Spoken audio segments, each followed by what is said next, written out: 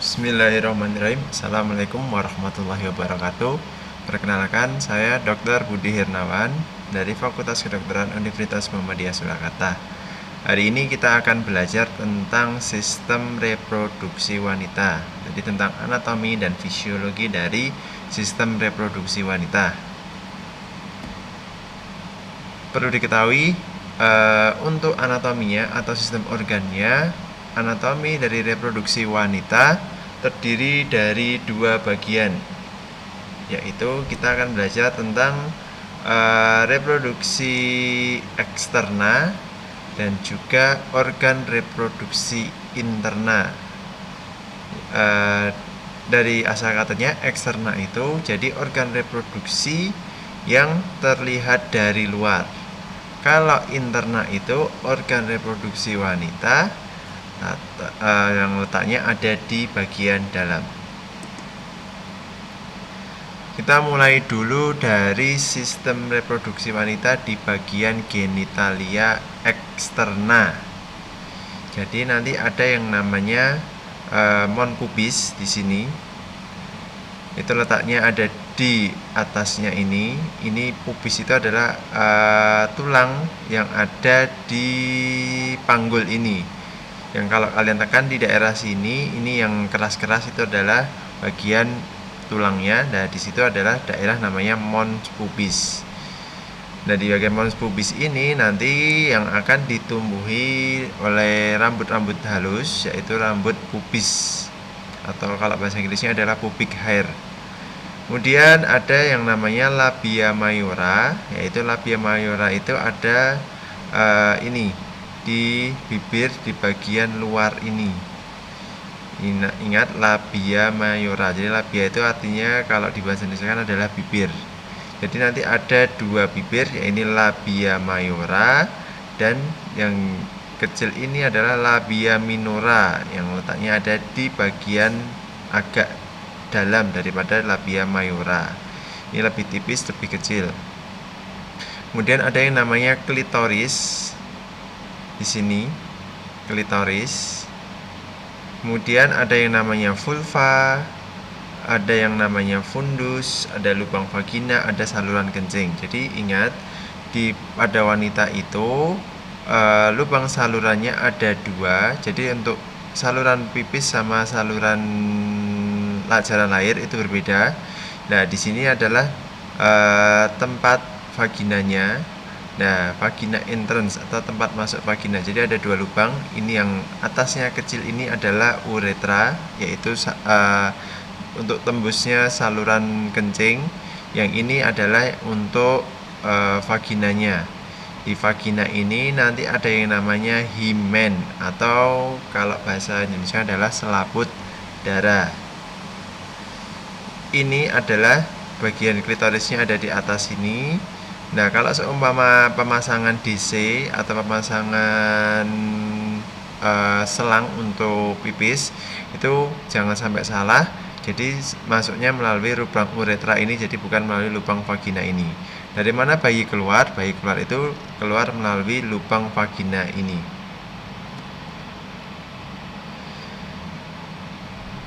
Nih, kalau di ini dijelaskan secara satu persatu. Mons veneris atau tadi mons pubis tadi merupakan bantalan yang terdiri dari jaringan lemak, letaknya ada di atas tadi. Kemudian ada labia mayora, panjangnya sekitar 7,5 cm, mempunyai fungsi yang sama dengan skrotum pada pria. Jadi labia mayora itu kalau pada pria dia akan berbentuk menjadi skrotum. Jadi ini homolog. Tapi pada wanita hanya menjadi labia mayora ini. Banyak ditumbuhi rambut pubis, banyak mengandung urat-urat saraf, merupakan pelindung vagina. Jadi labia mayora itu memang letaknya ada di bagian paling pinggir, bagian luar, paling besar, paling panjang, dan dia fungsinya untuk melindungi vagina. Kemudian lapisan kedua yang agak dalamnya itu adalah labia minora. Labia minora ini nanti dia terdiri banyak pembuluh darahnya.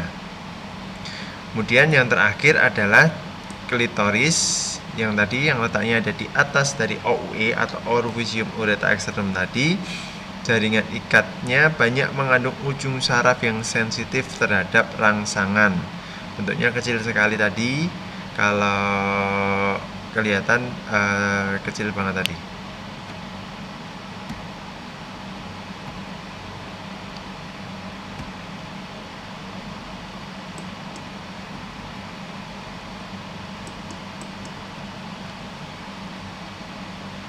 Ini kalau dari dilihat ini labia mayora di sini, labia minora di sini, terus di atasnya klitoris ada namanya frenulumnya.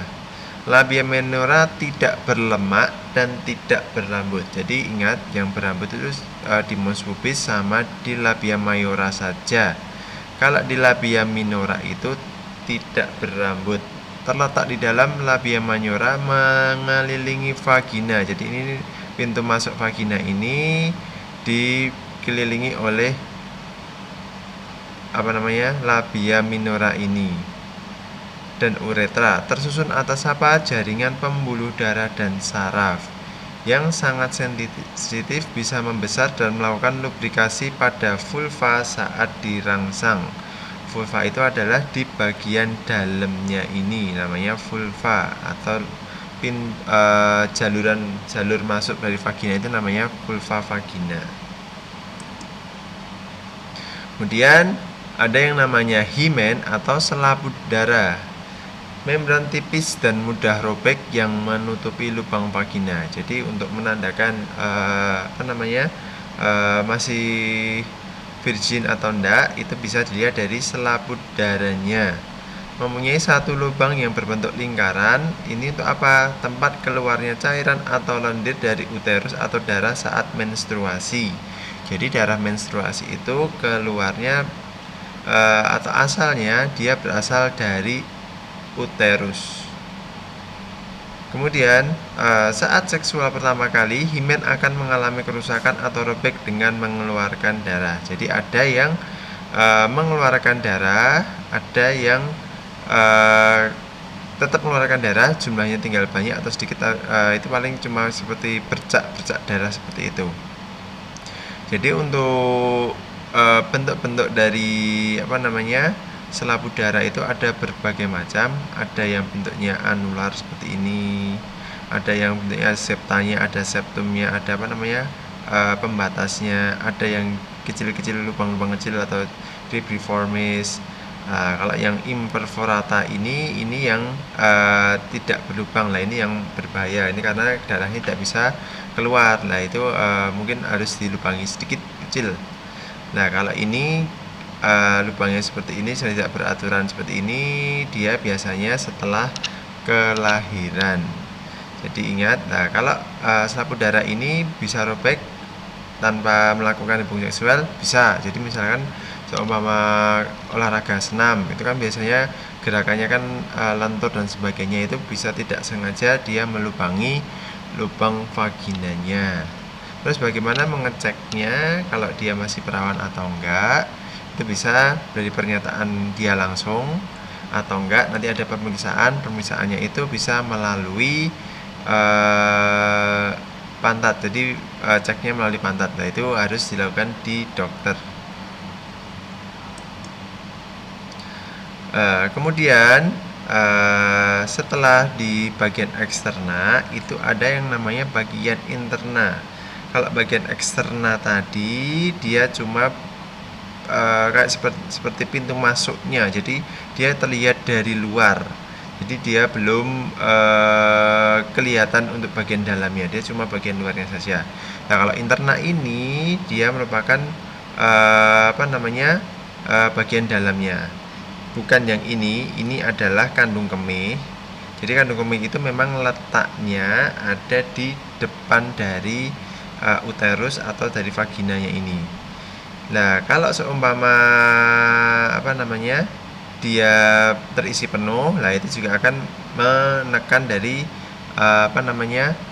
uterus ini.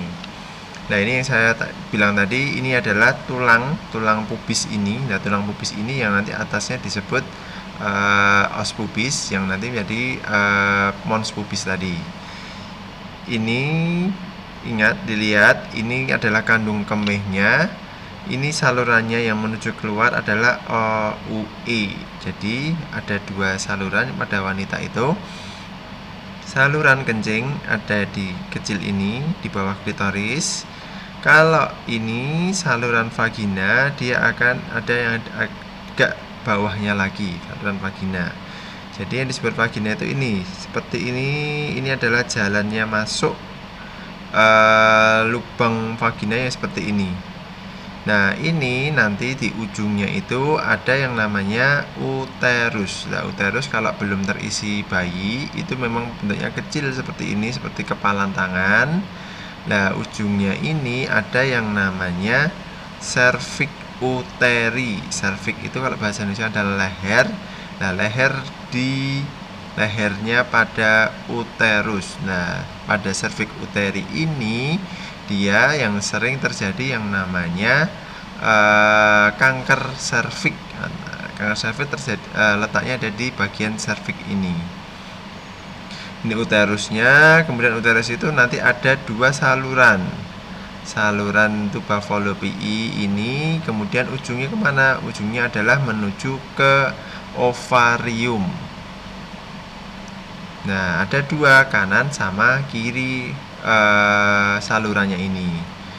Nah, ada ovarium, indung telur, jumlahnya sepasang kanan dan kiri. Fungsinya apa toh? Fungsinya adalah menghasilkan ovum. Jadi waktu saat reproduksi itu perlu yang namanya ovum atau sel telur. Nah, itu yang menghasilkan adalah ovarium. Selain itu uterus itu juga ovarium ini dia juga menghasilkan hormon-hormonnya, hormon estrogen, hormon progesteron. Itu pada saat normalnya, pada saat sebelum kehamilan, itu yang memproduksi adalah ovariumnya. Kemudian ovarium itu nanti dia akan menuju ke uterus, dia melalui tuba fallopiae atau salurannya itu disebut tuba fallopiae atau salurannya ini. Tuba fallopiae fungsinya apa? Menyalurkan ovum dari ovarium ke uterus. Jadi saat ovarium ini mengeluarkan ovum, nah dia sebenarnya menunggu di sini, menunggu sperma di bagian tuba fallopiae ini, di bagian sini. Jadi tidak menunggu di bagian uterus. Kalau sudah terbuai, nah zigot itu ada morula blastula. Setelah itu dia akan pindah menuju ke uterus untuk dinidasi atau menempel di uterus. Nah, uterus atau rahim fungsinya tempat berkembangnya zigot jika terjadi fertilisasi. Kemudian ada vagina, saluran akhir dari organ reproduksi dalam wanita bermuara pada vulva. Nah, vulvanya di sini ini, pintu masuknya vagina itu disebut vulva vagina. Terus ini tadi yang organ luar tadi adalah mayora, minora, klitoris, dan mons pubis. Terus ini untuk melihat uterus ini bentuknya memang seperti ini. Normalnya memang bentuknya seperti ini, retro seperti ini. Jadi dari depan menuju ke belakang ini. Bentuknya mendatar tetapi menjadi sangat besar selama kehamilan untuk dapat memuat janin sesuai dengan pertumbuhan dan perkembangan janin. Jadi kecil seperti tangan, kepalan tangan ini. Kemudian kalau seumpama ada isi bayinya, dia akan menggelembung seperti balon menuju ke atas. Nih, leher peranakan atau cervix uteri tadi terletak pada pintu masuk ke rongga uterus. Pintu tersebut tetap dalam keadaan tertutup kecuali selama kelahiran, meskipun spermatozoa dapat melewati pintu tersebut. Ini adalah cervix uterinya di sini ini. Nah, dia memang bentuknya kecil seperti ini. Lah, sperma biasanya kebelasuk ke sini juga bisa. Lubangnya kecil ini nanti kalau seumpama waktu kelahiran ini sebagai tanda untuk bukaan lahir. di cervixnya ini. Jadi bisa bukaan 1, bukaan 2, bukaan 3, bukaan 4, bukaan 5 dan seterusnya sampai bukaan lengkap. Ini nanti dilihat dari sini. Artinya bukaan itu apa? Yaitu sudah mulai membuka, sudah mulai terdorong, kepalanya bayi sudah mau keluar. Itu artinya bukaan. Makanya nanti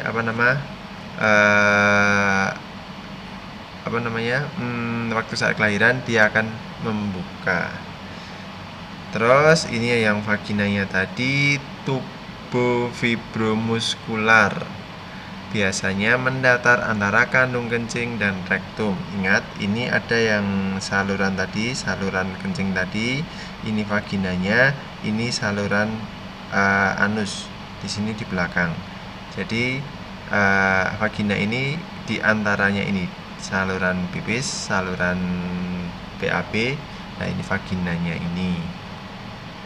Panjangnya berapa? Sekitar 5 cm dan menjalar ke arah bawah serta ke atas untuk terbuka di belakang tulang pubis. Vagina menyelimuti penis saat melakukan hubungan. Jadi kalau seumpama nanti hubungan seksual, nanti penisnya memang dimasukkan ke vagina ini. Vagina sebagai alat kopulasi tadi, jadi memang penisnya masuk ke sini. Kemudian nanti ini ada yang namanya ovum, indung telur penghasil sperma. Nah, ini adalah indung telurnya ini. Kemudian tuba fallopiae, ya, tuba fallopiae ini nanti kalau ovarium ini menghasilkan ovum, dia akan menunggu di bagian ampulanya sini, di bagian sini menunggu sperma. Jadi sperma saat kopulasi atau saat berhubungan badan itu kan penisnya masuk sini, kemudian spermanya akan dikeluarkan ke sini. Dari ada beberapa juta sperma itu nanti akan diseleksi oleh di bagian cairan vagina ini. Jadi saat seleksi awal itu nanti juga akan lebih dari separuh dari sperma yang dikeluarkan dia akan mati karena itu memang proses seleksinya. Kemudian ada yang keblasuk di sini ini, kemudian ada yang lolos masuk ke bagian rahim ini, bagian serviks. Nah, di bagian di sini juga akan diseleksi lagi, kemudian sperma akan masuk ke kiri atau ke kanan. Nah, ini oleh Allah memang dibikin sebulan tuh sekali saja yang ovumnya yang matang. Jadi bisa kanan atau bisa kiri, atau gantian kanan kiri dan sebagainya. Lah itu memang sama Allah dibikin satu saja. Nah, kalau memang setiap saat ovulasi dibikin 2, lah itu anaknya menjadi kembar terus. Nah, kalau memang pada orang tertentu memang ada yang ovumnya 2 kanan dan kiri, nah itu yang nanti bisa menjadi anaknya menjadi kembar. Tapi pada orang normal biasanya cuma salah satu saja, kiri atau kanan yang menghasilkan ovum. Kemudian spermanya mencari sampai 1 dia berhasil membuahi. Nah, makanya di sini memang tempat tuba fallopiae atau oviaduct ini atau di ampula tuba fallopiae ini memang tempat terjadinya pertemuan antara sperma dengan ovum. Makanya tempat terjadinya fertilisasi. Setelah fertilisasi ada pembelahan 2 sel, 3 sel, 4 sel, 8 sel, terus 16 sel, kan memang pembelahannya 2 kali terus sampai dia ada tahap morula, terus blastula. Nah, pada saat blastula itu otomatis dia akan menggelinding di sini. Jadi di tuba fallopiae ini ada semacam fili-fili halus ya, terus ada kontraksinya juga, dia membantu hasil pembuahan tadi untuk menggelinding ke bagian uterus. Selanjutnya apa? Selanjutnya ini dia akan bernidasi, dia akan menempel di bagian rahim ini untuk berkembang. Kalau gagal gimana? Lah, kalau seumpama gagal dia di sini terus dia berkembang di sini, nah itu namanya kehamilan di luar rahim. Nih, ovarium menghasil sel telur dan juga hormon reproduksi. Saluran telur tempat terjadinya peleburan sel telur dengan sperma, fertilisasi yang tadi yang tuba fallopiae tadi. Rahim tempat menempel, tumbuh dan berkembangnya janin. Terus vagina, tempat singgahnya sperma. Jadi memang sperma saat pertama kali datang menuju ke wanita itu dia memang hadir di vagina duluan. Oh ya, tadi dindingnya uterus itu namanya endometrium. Jadi ada dinding di sini endometrium ini. Ini ada beberapa lapis. Ada lapisan bagian dalam, terus ada disebut lapisan nanti saya jelaskan. Nanti ada lapisan yang bagian fungsional itu yang dia akan luruh. Nah, pada saat luruh itu yang menyebabkan yang namanya menstruasi, kemudian darahnya akan keluar menuju vagina.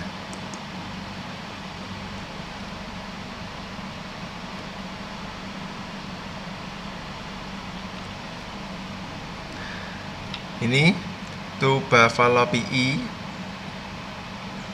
secara embriologis uterus dan tuba ini berasal dari ductus Mulleri. Sepanjang tuba kiri dan kanan, panjangnya 8-14 cm, berfungsi sebagai jalan transportasi ovum dari ovarium sampai ke kavum uteri. Memang dia jalannya. Dinding tuba terdiri dari 3 lapisan, serosa, muskular, serta mukosa dengan epitel bersilia. Yang saya bilang tadi, di bagian dalam atau bagian mukosanya itu memang ada yang silianya. Nah, silianya ini nanti yang membantu menggelindingnya hasil fertilisasi menuju ke rahim. Terus ada namanya pars interstitialis, pars isthmica, pars ambularis, serta pars infundibulum, serta fimbriae. Fimbriae itu seperti tangan-tangan itu, dengan karakteristik silia dan ketebalan dinding yang berbeda pada setiap bagian gambarnya. Nih, di sini ada bagian paling besar. Di sini ada yang namanya pars valvula ambula di sini. Nah, ini yang besar ini nanti dia akan menunggu sel telur menunggu sperma. Nih, kalau dilihat dari gambar yang diperbesar, ini yang uterus yang dibelah. Nah, ini uterus yang ini yang perkembangan dari folikel-folikel yang ini. Jadi ada folikel primer, folikel sekunder, folikel digraf. Kemudian selesai folikel digraf, sel telurnya keluar. Nah, nanti sel telurnya ini yang cangkangnya, setelah sel telurnya keluar, cangkangnya ini dia berubah nama menjadi corpus luteum. Corpus luteum ngapain? Nah, ini nanti fungsinya dia akan menghasilkan progesteron. Progesteron untuk apa tahu? Progesteron itu untuk mempertahankan dinding dari rahim yang sudah menebal ini. Jadi untuk persiapan sama Allah memang dibikin dinding rahim ini, nanti ada bagian endometrium ini yang akan menebal. Fungsinya untuk apa? Untuk persiapan saat ditempeli oleh hasil konsepsi. Kalau seumpama tidak ada hasil konsepsi, hasil fertilisasi yang menebal bagaimana? Yang menempel bagaimana? Ya, lapisan yang menebal tadi dia akan luruh secara otomatis. Kalau luruh bagaimana? Karena pada saat persiapan itu sudah disiapin, ada pembuluh darahnya, ada kelenjar-kelenjarnya. Makanya nanti pada saat dia luruh, lapisan endometrium luruh, dia akan membawa darah dan sebagainya dan semuanya. Nah, yang itu yang disebut sebagai darah menstruasi. Nih, tahap perkembangannya. Jadi saat selesai nih, ini kalau ovulasi itu. Nah, ini ada yang namanya bagian ovulasi ini, follicle digraph. Nah, di tengahnya itu ada, kalau di telur itu ada kuning telurnya itu yang keluar menuju ke sini. Ampula dari tuba fallopiae ini di sini. dia ngendon di sini nungguin sperma datang. Kalau sperma nggak datang bagaimana? Ya dia akan luruh sendiri, jangan khawatir. Karena ini kan bagian dari tubuh manusia sendiri.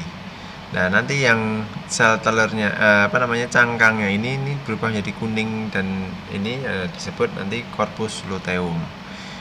Terus bagaimana kalau datang sperma? Nah ini setelah datang sperma, satu sperma datang, kemudian secara otomatis dindingnya dari sel telur ini dia akan menebal secara otomatis karena nanti ada dipacu oleh reaksi akrosom.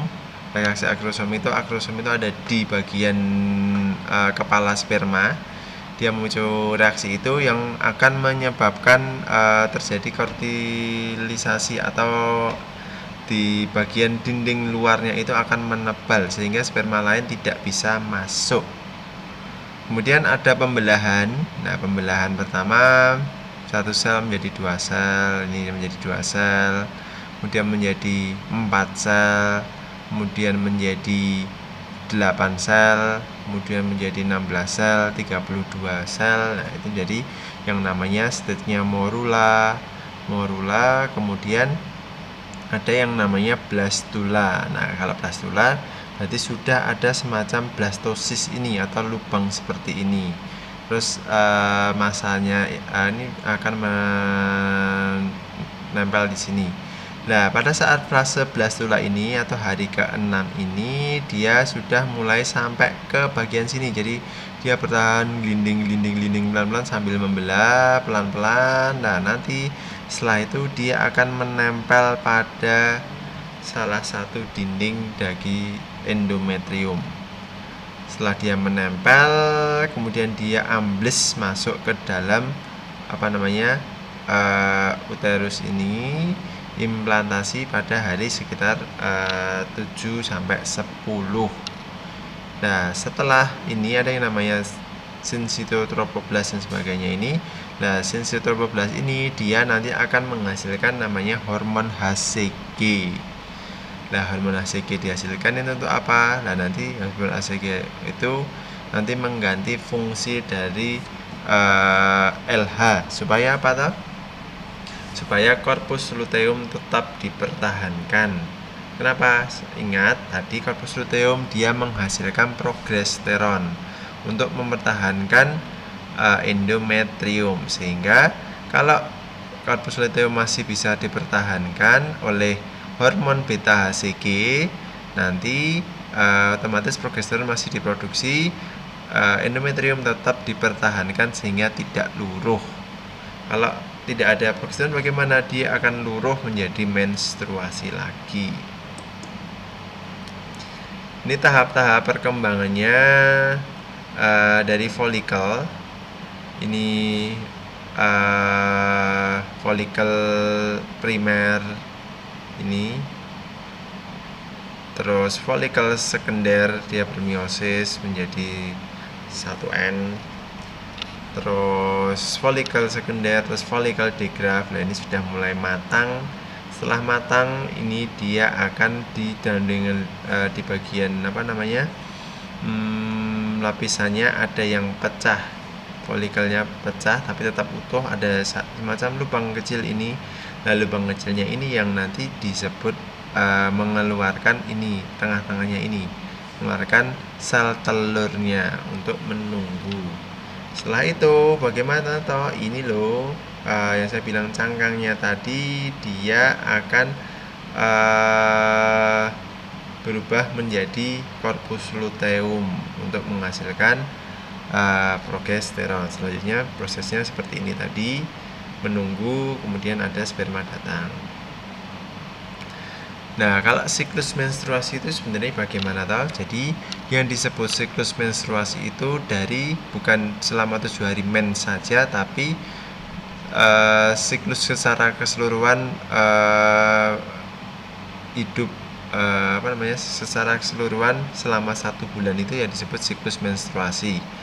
Jadi dimulai dari siklus menstruasi saat darahnya luruh. Ini saat hari pertama. Nah, ini kan darahnya luruh. kemudian dia keluar. Nah, hari pertama mens adalah hari pertama siklus. Jadi diingat-ingat. Jadi kalau seumpama kalian sudah menikah, terus yang terutama yang wanita, tolong nanti yang dicatat adalah hari pertama mensnya, bukan hari terakhir mensnya. Jadi misalkan tanggal seumpama tanggal 10 Desember kalian yang wanita itu menstruasi, terus selesainya tanggal 15 Desember. Nah, yang perlu dicatat adalah tanggal 10 Desembernya, bukan 15 Desembernya. Jadi yang harus diingat-ingat adalah tanggal hari pertama mensnya. Kemudian setelah mensnya selesai atau darah luruhnya selesai, nah nanti secara otomatis nanti hormon estrogen memberi pesan kepada rahim untuk tumbuh dan menebal. Jadi saat selesai ini nanti estrogen akan memberi sinyal, sudah selesai, yuk silahkan menebal lagi. Nah, sampai menebal sampai hari ke-14. Di samping menebal, nanti endometriumnya ini menebal, sel telur ini juga ovarium ini juga bersiap-siap membentuk sel telurnya. Jadi nanti bareng-bareng saat hari ke-14, saat endometrium sudah mulai menebalnya, nanti sel telur juga ovarium dia akan mengeluarkan sel telurnya dari ovarium dan bergerak ke dalam salah satu tuba falopii. Ingat, jadi cuma salah satu, kiri atau kanan, yang sel telurnya akan keluar pada hari ke-14. Hari ke-14 dari mana? Dari hari pertama mens ini. Kalau tadi tanggal 10, berarti tanggal ke-14-nya kira-kira adalah tanggal 24 Desember atau 23 Desember. Karena hari pertamanya 10, berarti tanggal 14-nya adalah 23 Desember. Itu perkiraannya sudah terjadi ovulasi atau keluarnya sel telur. Nih. Terus sampai dia kira-kira sel telur itu umurnya sampai kira-kira sampai 3 sampai 2 sampai 4 hari. Kalau sampai tidak ada yang membuahi, dia akan luruh sendiri. Terus jika sel telur tidak dibuahi, maka kadar hormon menurun dan lapisan rahim dilepaskan karena haid berlangsung. Jadi seperti saya bilang tadi, ada yang namanya progesteron. Progesteron itu akan mempertahankan endometrium. Progesteron itu dihasilkan oleh corpus luteum. Dia akan ada terus, corpus luteum itu ada kalau seumpama ada yang namanya beta HCG tadi. Beta HCG tadi hormon yang ada setelah hasil pembuahan dia menempel di rahim. Jadi setelah hasil pembuahan menempel di rahim, keluar beta HCG untuk mempertahankan korpus luteum di bagian ovarium yang tetap menghasilkan progesteron. Nah, kalau tidak ada beta HCG bagaimana? Korpus luteum dia akan mengecil menjadi korpus albikan, yang selanjutnya dia akan regresi sendiri atau mati sendiri, sehingga tidak bisa menghasilkan yang namanya progesteron, sehingga tidak bisa dipertahankan endometriumnya dan akhirnya lepas dan kemudian balik lagi ke siklus pertama ini. Nah, siklusnya normalnya itu berapa toh? Sebenarnya siklus menstruasi normal itu berlangsung antara 21 sampai 35 hari. Jadi sekitar itu. Tapi kalau secara secara umum itu panjangnya 28 hari. Nih, hari pertama fase menstruasi, menurunnya progesteron dan estrogen. Jadi saat awal-awal fase mens itu memang progesteron dan estrogen itu turun. sehingga menyebabkan pembuluh darah pada endometrium menegang. Ingat tadi saat perkembangannya itu dia sudah mulai ada pembuluh darahnya, sehingga menyebabkan suplai oksigen menurun karena jadi ini ada vasokonstriksi, konstriksi dari pembuluh darahnya. Akibatnya tidak ada darah yang lewat, suplai oksigennya menurun. Ingat, kalau tidak ada pembuluh darah yang lewat, bagian atas ujungnya ini akan menjadi yang namanya kekurangan oksigen, terus menjadi yang namanya iskemik. Karena tidak terjadi kehamilan, maka endometrium mengalami degenerasi yang ditandai dengan luruhnya sel-sel pada dinding uterus. Pecahnya pembuluh darah pada endometrium menyebabkan darah dan sel-sel tersebut keluar melalui vagina. Jadi sudah memang dipersiapkan. Ada yang namanya kelenjar-kelenjarnya, ada sel-selnya yang mulai menebal itu, harus ada pembuluh-pembuluh darahnya. Nah, ini semua ikut luruh menyebabkan darah dan sel-sel tersebut keluar melalui vagina. Ini keluar melalui vagina. Peristiwa ini disebut menstruasi, berlangsung antara 5-7 hari sampai benar-benar bersih. Selanjutnya apa? Selanjutnya ini folikuler. Fase folikuler ini atau folikelnya ini dia mulai menghasilkan folikel tadi yang mulai folikel dari primer, sekunder, folikel digraf. Itu mulai dipengaruhi oleh apa? Hormon estrogen. Nah, hormon estrogen ini selain mempengaruhi folikel, dia juga akan mempengaruhi perkembangan dari pertumbuhan endometrium ini dengan mempertebal lapisan endometrium dan membentuk pembuluh darah serta kelenjar-kelenjarnya di sini. Kemudian 11 sampai 18 lah. Ini meningkatnya hormon estrogen dapat memicu dihasilkannya LH. Nah, LH ini luteinizing hormone, maka folikel memproduksi progesteron. Jadi setelah folikelnya atau pecah tadi, folikel digrafnya pecah, ada yang namanya sel telurnya keluar. Pemicunya pecahnya ini adalah peningkatan dari luteinizing hormone.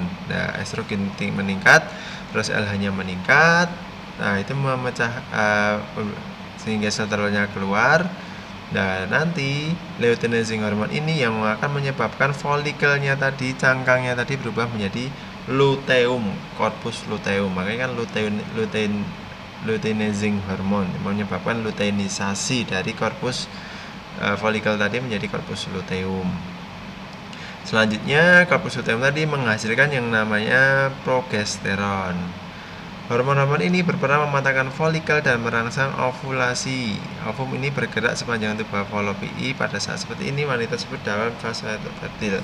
Jadi sebenarnya sel telur ini dia cuma menunggu di bagian sini, di bagian ampulanya, tidak dia sampai ke dalam pinggir sini, enggak. Jadi dia memang di bagian sini, di ampulanya ini dia menunggu sperma untuk datang. Setelah itu ada yang namanya fase luteal. Tadi kan ada fase folikuler, terus fase ovulasi hari ke-14. Nah, setelah itu ada yang namanya fase luteal atau corpus luteum tadi, luteinisasi. Pada saat ovulasi, folikel gerah pecah berubah menjadi corpus rubrum yang mengandung banyak darah. Corpus rubrum atau namanya corpus luteum. Adanya hormon LH ini menyebabkan corpus rubrum berubah menjadi corpus luteum berbadan kuning. Jadi setelah gara-gara LH ini berubah menjadi kuning. Nah, kuning ini sebenarnya isinya adalah lemak. Bahan dasarnya lemak untuk menghasilkan hormon progesteron yang berfungsi mempersiapkan endometrium menerima embrio. Jadi memang dia mempertahankan ini supaya tetap jangan luruh. Pada saat ini endometrium menjadi tebal, lembar, dan lembut serta dilengkapi banyak pembuluh darah. Jika tidak ada kehamilan, corpus luteum berdegenerasi menjadi corpus albican dan progesteron dan estrogen menurun bahkan hilang. Terus balik lagi ke siklus yang pertama ini. Jadi namanya juga siklus, dia akan balik seperti ini. Nah, kalau terjadi kehamilan bagaimana? Kalau terjadi kehamilan berarti tidak ada fase menstruasi lagi. Makanya kalau tanda-tanda kehamilan salah satunya dia tidak mens lah, bulan berikutnya dia tidak mens, sehingga nanti bisa dicek menggunakan alat cek kehamilan itu, yang stick itu sebenarnya untuk apa tahu? Dia adalah mengecek dari hormon beta HCG. Beta HCG itu kalau banyak dia memang dibuang melalui, salah satunya adalah melalui urin. Makanya bisa dicek urin ibu hamil apakah ada kadar HCG-nya enggak. Kalau ada HCG-nya kemungkinan besar wanita tersebut adalah hamil. Nih, kalau siklus itu tidak lepas kita belajar dari hormonnya.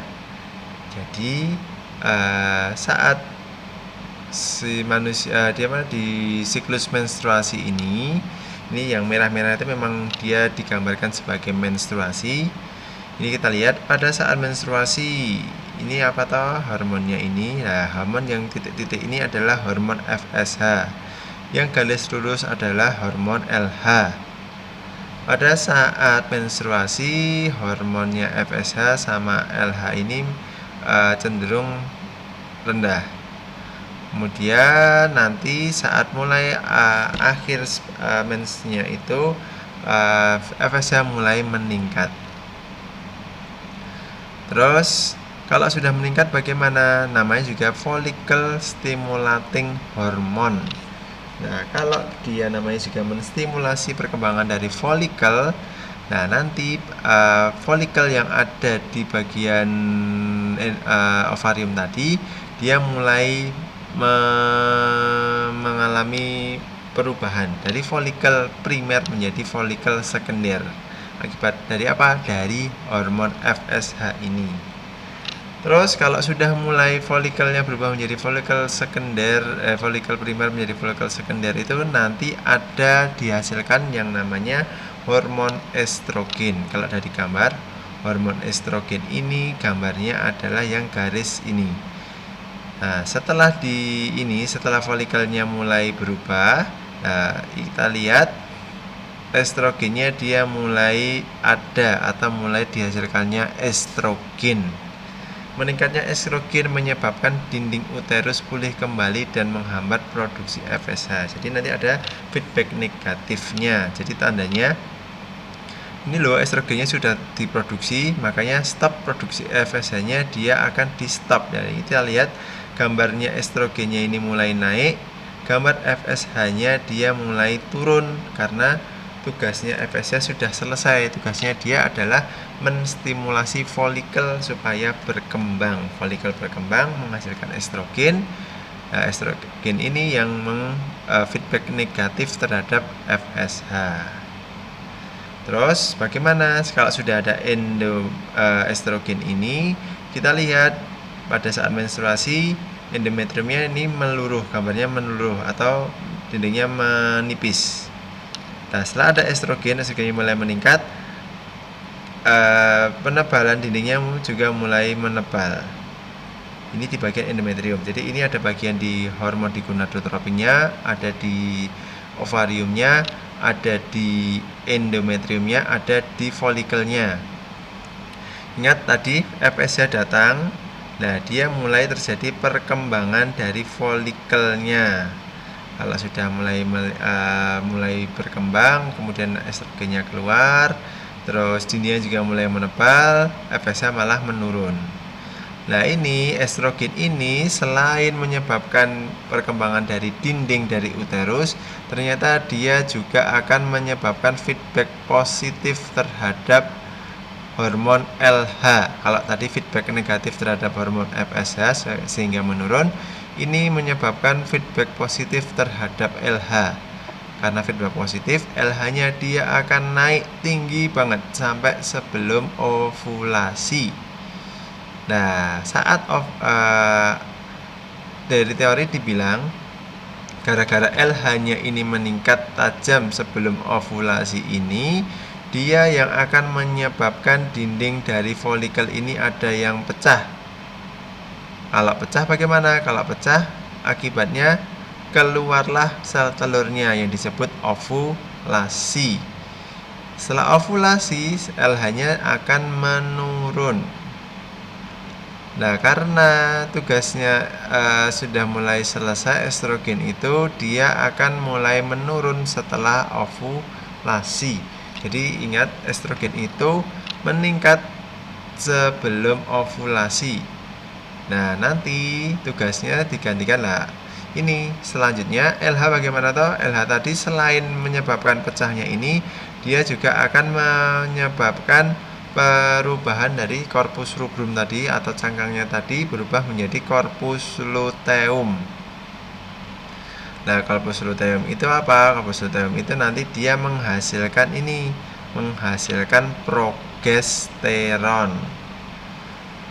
Tugasnya apa ini progesteron ini? Dia membantu mempertahankan supaya dinding uterus tetap tebal. Itu tugas dari progesteron. Nanti corpus luteum ini juga akan menghasilkan estrogen, tapi jumlahnya tidak terlalu banyak. Jadi untuk tetap mempertahankan kelenjar-kelenjarnya, terus sekretnya dan sebagainya, itu tetap butuh estrogen atau terus. Nah, setelah ini ternyata kalau tadi estrogennya ini menyebabkan FSH-nya menurun kadarnya karena feedback negatif, progesteron dia akan menyebabkan LH-nya akan menurun. Kalau LH-nya dihambat menurun, otomatis nanti corpus luteumnya tidak ada yang mempertahankan, karena tadi tugasnya LH kan salah satunya juga mempertahankan corpus luteum. Kalau tidak ada yang mempertahankan, menjadi corpus albigan ini. Ini tugasnya mempertahankan, ini adalah tugas dari corpus luteum. Kalau tidak ada yang LH-nya, menjadi corpus albigan ini. Corpus albigan ini yang menyebabkan, karena ini penghasil progesteron adalah ini, kalau dia sudah mekisut dan sebagainya, progesteron akhirnya akan turun. Nih gambarnya turun. Nah, saat dia turun, tidak ada yang mempertahankan dinding uterus, dinding endometrium, dia akan menyebabkan peluruhan.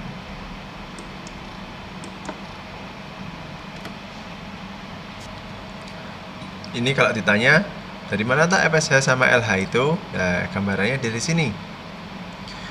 LH sama FSH itu dihasilkan oleh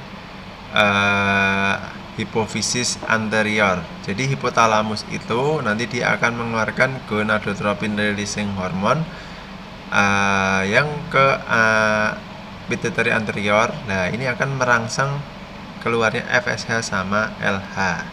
Ini gambarnya sama seperti tadi. Dia memang ini siklusnya ini berbarengan ya, ingat. Ini saat kalau ini dilihat dari endometriumnya tanggal 4 sampai 14 sampai 28.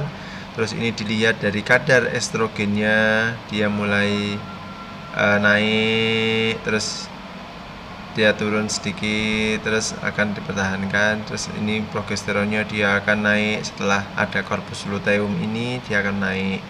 Nah, FSH ini dia akan menyebabkan pertumbuhan dari folikelnya. Setelah mulai bertumbuh, dia akan menghasilkan estrogen naik ini menyebabkan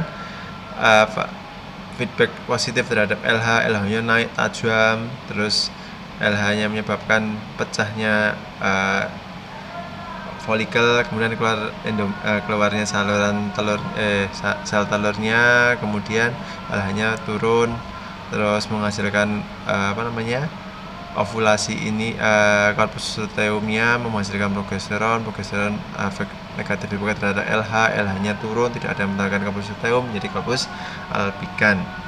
Sehingga kalau tidak ada progesteron, ini akan luruh menjadi menstruasi. Ini yang sama.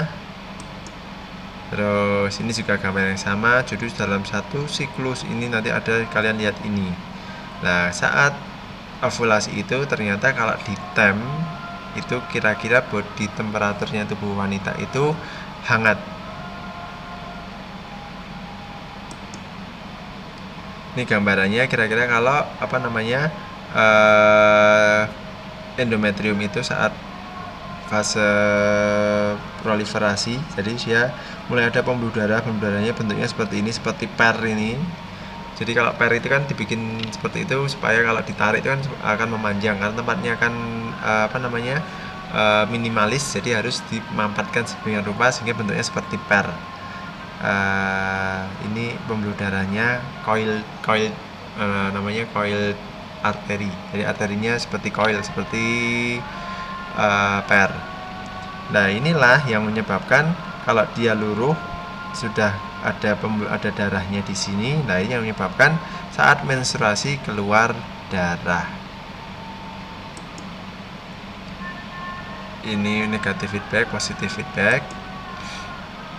Terus ini uterus, ini egg release, ini sama aja, ini sama tadi. Nah, ini kalau bagaimana cara menghitung ovulasi itu, jadi kan tadi kan saya sampaikan kalau ovulasi itu siklus menstruasi itu bisa berlangsung antara 21 sampai 28 hari.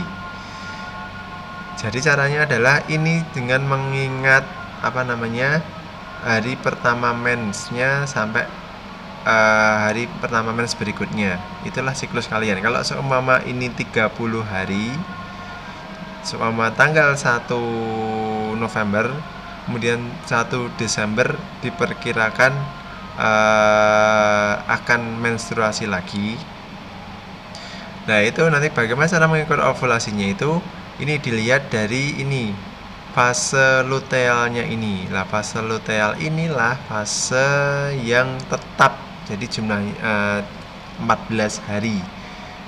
Nah, bagaimana caranya menghitung? Nah, dari tadi dihitung dari 1 Desember dikurangi 14 hari. Jadi kira-kira ovulasinya adalah tanggal 15 sampai 16 November.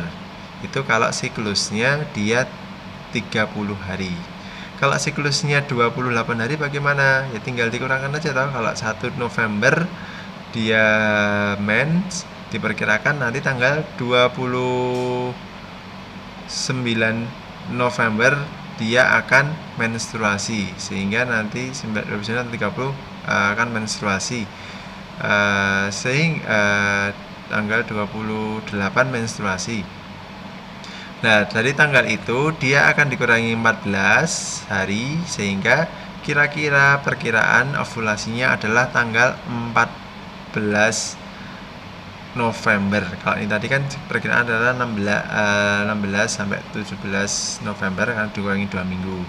Begitupun juga kalau dia siklus mensnya cuma 21 hari, jadi tanggal 1 November, ini tanggal 22 November dia sudah akan menstruasi lagi. Jadi siklusnya adalah 21 hari. Tapi ingat fase lutealnya tetap 2 minggu, sehingga dia akan dikurangi. Jadi kira-kira ovulasinya kira-kira adalah tanggal 7 sampai 8 dari hari pertama mens atau 7 November.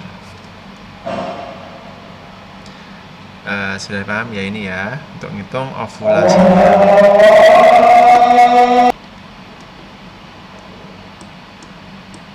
Ini gambarannya kira-kira ini adalah awal 1 sampai 14 hari itu adalah follicle fase, yang 14 sampai 28 adalah luteal fase. Ingat, yang jumlahnya harinya tetap adalah luteal fase ini, yaitu 14 hari. Ini kebetulan aja dia siklusnya 28 hari, follicle fase dan luteal fasenya sama-sama 14 hari, karena 28 dikurangi 14 adalah tanggal 14. Kalau seumpama dia 21 hari, berarti follicle fasenya kira-kira cuma 7 hari, luteal fasenya tetap 14 hari. Kalau 35 hari bagaimana? Kalau 35 hari berarti follicular fasenya kira-kira 21 hari, luteal fasenya tetap 14 hari. Jadi yang tetap adalah luteal fase 14 hari. Jadi kalau mau menghitung, dilihat dulu siklus kalian itu 28 hari, 21 hari, 35 hari, 30 hari atau 35 hari. Ini hamil. Terus umpama ini ada yang menyebabkan kemandulan adalah jumlah sperma yang sedikit dan kelainan anatomis penyakit jaringan pada tuba fallopi. Jadi ada beberapa penyebab kenapa kok sulit hamil. Itu bisa karena faktor spermanya, juga bisa karena faktor dari wanitanya. Kalau wanitanya biasanya ini ada jaringan atau infeksi di bagian salurannya ini sehingga tidak bisa masuk. Terus ini kalau dari gambar ronsen ini dia diberi semacam cairan. Nah, kalau normal ini kan bisa mengisi penuh dari ovariumnya. Nah, kalau ini tidak normal berarti ada sesuatu hambatan yang menyebabkan cairan yang untuk memberi warna pada ronsen itu tidak bisa masuk sampai sini. Ya, berarti ada sesuatu hambatan di bagian saluran yang di sini. Kalau ini ada infeksinya, ada infeksi di bagian salurannya. Terus ini ada blokade juga, perlengketan. Terus ini sama tadi yang membesar infeksi tadi. Ini berarti tuba uterusnya di tuba fallopiannya dia ada blokade. Jadi dua-duanya, tadi ada salah satunya, ada satu contoh satu saja, kalau ini dua-duanya di blokade. Lagi kalau ada blokade gini berarti kan tidak bisa dilalui sperma atau uterusnya, meskipun tetap bisa menstruasi tapi dia tidak bisa mengeluarkan itu. Ini sama blokade. Ini blokade juga. Ini dikasih semacam cairan untuk pewarna. Kalau normalnya dia akan bisa mengisi sampai sini. Kalau normal berarti dia ada sesuatu yang menghambat cairannya ini. Ini ada bentuk-bentuk nggak normal. Ini ada septanya, terus ada ini jaringan parutnya, ada yang seperti ini. Nah, ini yang bentuk-bentuk yang tidak normal dari uterus yang akan menyebabkan kesusahan untuk hamil. Ini normal. Nah, kalau ini ada yang namanya polikistik kista atau kistanya banyak di bagian ovarium. Nah, ini juga akan menyulitkan untuk terjadinya perkembangan dari folikel-folikelnya itu normal. Padahal tadi butuh folikel yang normal untuk bisa menghasilkan sel telurnya. Ini normal. Nah, ini polikistiknya ini multiple immatur. Nah, ini yang menyebabkan tidak bisa matur dari ovariumnya, folikelnya, maaf.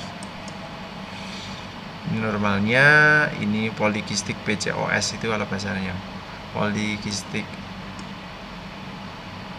ovari yang folikelnya banyak sekali.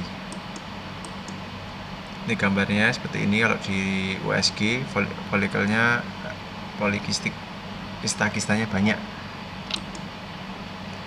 Ini juga ada tumor. Terus ini tumor, ini juga ada tumor dan sebagainya. Nah, ini kalau di sini ada kanker serviks ya, di sini ini di bagian serviks uterinya ini. Ini endometriosis.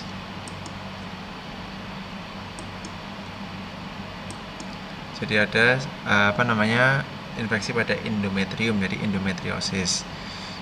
Ini kalau diligasi, kalau sebelumnya tidak KB-nya tidak mau hormonal dan sebagainya, bisa ditali seperti ini sehingga jalurnya terhambat, atau bisa dipotong dari tuba fallopiannya ini, dipotong terus ditutup. Nah, ini akan menyebabkan sperma tidak bisa masuk ke sini. Tadi saya bilang sel telurnya akan menunggu di bagian sini, sehingga kalau tidak bisa jalurnya, tidak bisa dimasuki sperma. Bisa menstruasi, bisa, karena hormonal ini dia tidak jalan seperti ini, tapi dia jalannya melalui pembuluh darah. Jadi bukan jalan biasa melalui tuba fallopian. Terima kasih. Demikianlah, mari kita ucapkan alhamdulillahirabbil alamin. Semoga bermanfaat. Doa kawan majelis, subhanakallahumma wa bihamdika asyhadu alla ilaha illa anta astaghfiruka wa atubu ilaik. Wassalamualaikum warahmatullahi wabarakatuh.